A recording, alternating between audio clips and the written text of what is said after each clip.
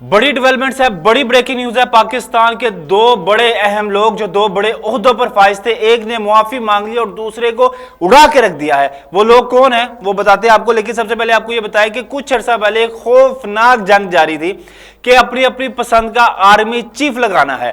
फैज हमीद साहब चाहते थे कि मैं आर्मी चीफ बनूं और जनरल बाजवा साहब चाहते थे कि मुझे एक्सटेंशन मिल जाए।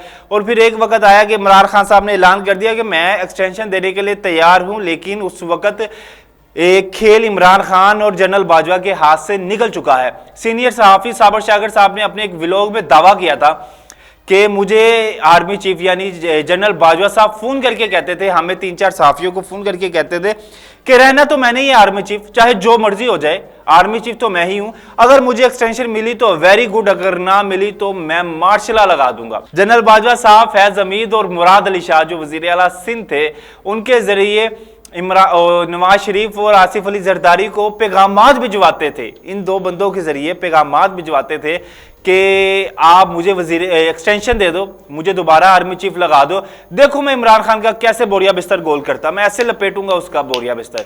मैं ही लाने वाला था ना, और मैं उसका बोरिया बिस्तर ऐसे लपेटूंगा कि ये देखता रह जाएगा कि इसके साथ हुआ क्या है। तो फिर उन्होंने भी आगे से कहा कि जनाब जी हम क्या रोटी को चोची कहते हैं कि आपको तीसरी बार एक्सटेंशन दे दें।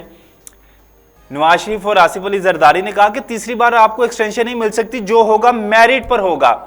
और फैज हमीद साहब ने उस वक्त जनरल आसिम मुनीर साहब का रास्ता रोकने की कोशिश भी की, उनका समझ लेके उनके आगे रोड़े अटकाने की कोशिश भी की। और ये एजाज सईद साहब ने ये खबर भी दी थी उस टाइम, ये उनकी खबर को मैं कोट कर रहा हूं कि कार्रवाई डाली थी फैज हमीद साहब ने कि आसिम मुनीर साहब का रास्ता रुक जाए। लेकिन अल्लाह ताला जिसे चाहे इज्जत दे, जिसके नसीब में इस ओहदे पर आना था, लाख करोड़ कार्रवाइयों के बाद भी वो देखे आज उसी सीट पर बैठे हैं और पाकिस्तान की बेहतरीन अफवाज को वो लीड कर रहे हैं। लेकिन इमरान खान साहब का प्रोजेक्ट था, इमरान खान साहब ने बड़ी कार्रवाई डाली और बकौल एजाज सईद सीनियर सहाफी हैं, इनकी खबर बड़ी ज़बरदस्त होती है, ऑथेंटिक खबर होती है, कम देते हैं लेकिन बेहतरीन और सोर्सफुल खबर उनकी होती है। उन्होंने कहा था कि फैज हमीद ने कार्रवाई डाली थी और बड़ी हैवी किस्म की कार्रवाई डाली थी कि आसिम मुनीर साहब का किसी तरीके से रास्ता रोका जाए।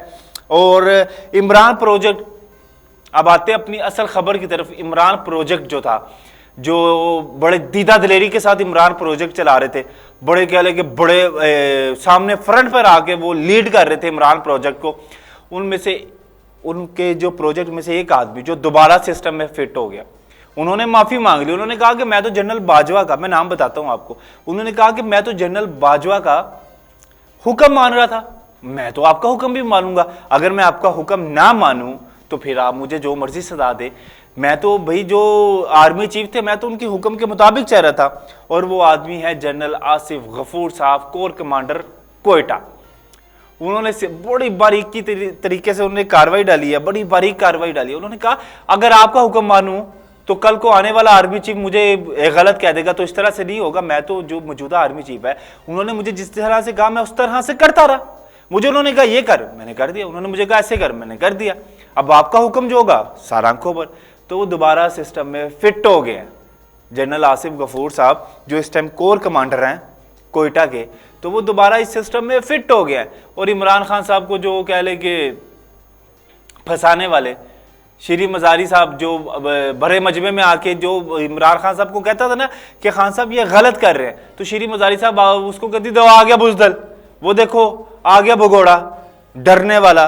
तो खुद श्री मजारी साहब नुकरे लग गई हैं, सियासत को खैराबाद कह के, पीटीआई को खैराबाद कह के, फवाद चौधरी, असद उमर, श्री मजारी और बहुत से ऐसे इनकी जो मेन लीडरशिप थी उन्होंने खैराबाद कह दिया, खुद नुकरे लग गए। फंसा किसको गए? इमरान खान साहब को। इमरान खान साहब यकीन माने रीड नहीं कर पाए, इमरान खान साहब इस चीज को समझ ही नहीं पाए, मिसमैनेजमेंट इनकी कम मकली, इन्होंने समझा इंकलाब आ जाएगा तुर्की वाला, लेकिन ऐसा कुछ नहीं हुआ। हाँ इंकलाब आया, कहाँ आया? इनकी पार्टी में आया, इनकी पार्टी को नुकरे लगा दिया।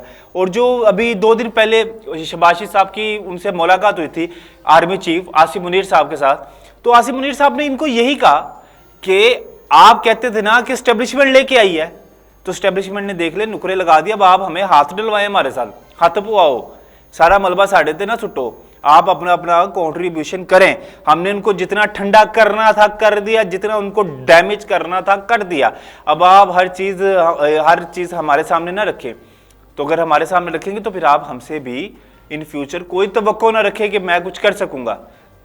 हमने उसको लेके आए थे, स्टैब्लिशमेंट लेके आई, स्टैब्लिशमेंट ने उसका बोरिया बिस्तर गोल किया, स्टैब्लिशमेंट ने उसको समझ लेके नाको चने चबवा दिए, ठीक है, पूरी पार्टी को तितर बितर कर दिया, तोड़ के रख दिया, 2 दिन जेलों में नहीं काट सके। कहते थे यहाँ गोली मारो, ये पीटीआई वाले कहते थे यहाँ गोली मारो, हम नस्ली और नस्ली हैं, असली और नस्ली उनका सारा खत्म हो गया। तो अब आप भी हमारे साथ हाथ डलवाओ। इस गंद को समेटने में ना आर्मी चीफ का 2 टोक पैगाम था शहबाज शरीफ साहब से, उनके जो मुलाकात हुई है कि आप हर चीज हम पे डालते जा रहे हैं। आपने कहा एस्टेब्लिशमेंट लेके आई, हमने कर दिया, तो अब आप हमारे साथ जिम्मेदारी लें, कंधे के साथ कंधा मिलाएं।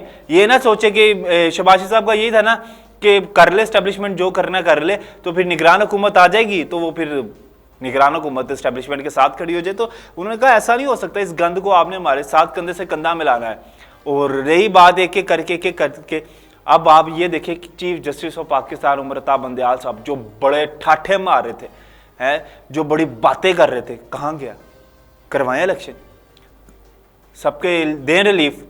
अभी बहुत सी ऐसी अपडेट्स हैं जो आपको अगले व्लॉग में हम देंगे कि किस तरह से इन्होंने इमरान खान, लाहौर हाई कोर्ट के जो जज थे, उन्होंने किस तरह से इमरान खान दे नादी वेल, फलाने दिन आदि वेल, इमरान खान के नाम की वेल देते गए, फवाद चौधरी रिहा हो गया, असद उमर रिहा हो गया, फलाना रिहा हो गया, सबको ऐसे ऐसे रिहाई दे रहे थे जैसे इनका कोई कसूर नहीं, ये बड़े नेक पारसा लोग हैं, इनके ऊपर करप्शन का इल्ज़ाम ही कोई नहीं है। तो उनके खिलाफ भी बड़ी खौफनाक कह लें कि कुछ खबरें हैं, वो अगले व्लॉग में आपके साथ शेयर करेंगे। अभी यही अपडेट थी कि एक को तो उड़ा के रख दिया, उनका नाम मुनासिब नहीं है लेना, और एक ने तो जी माफ़ी मांग के, और एक ने तो सिस्टम में दोबारा फिट हो गए। उन्होंने कहा मैं तो भाई ताबे था, मैं मजबूर था, अगर बताएं कि मैंने फौज के डिसिप्लिन के खिलाफ चला, मैं आर्मी चीफ के खिलाफ चला उस वक्त, तो आप मुझे बताएं। उन्होंने कहा ठीक है जी, आप जिस तरह से कहेंगे, आसिफ गफूर साहब ने कहा जिस तरह से आप कहेंगे मैं आपके साथ भी लब बैक है। तो ये कुछ 2-4 चीज़ें थी जो आपके साथ शेयर की। एक साबर शाकर के व्लॉग था जिसमें उन्होंने कहा कि मुझे जनरल बाजवा फ़ोन करके कहते थे मुझे एक्सटेंशन मिली तो वेरी गुड, नहीं तो मार्शल लगा दूंगा। और दूसरी एजाज सईद साहब की एक खबर थी जो आपके साथ शेयर की कि जनरल फैज़ हमीद ने कार्रवाई डाली थी आसिफ मुनीर साहब का रास्ता रोकने के लिए, और रास्ता रोकने का यही मतलब था, मेरिट की बात है। और जो आसिफ मुनीर साहब ने एक कानून सेट किया, बेहतरीन कानून सेट किया था कि कानून सबके लिए बराबर है, चाहे वो आर्मी चीफ के फौजियों के घर के बच्चे जलाओ घिराव में मुलविस थे या आम। फैसला आपके सामने, इंशाल्लाह आपसे बहुत जल्द मुलाकात होगी अलानी के बाद।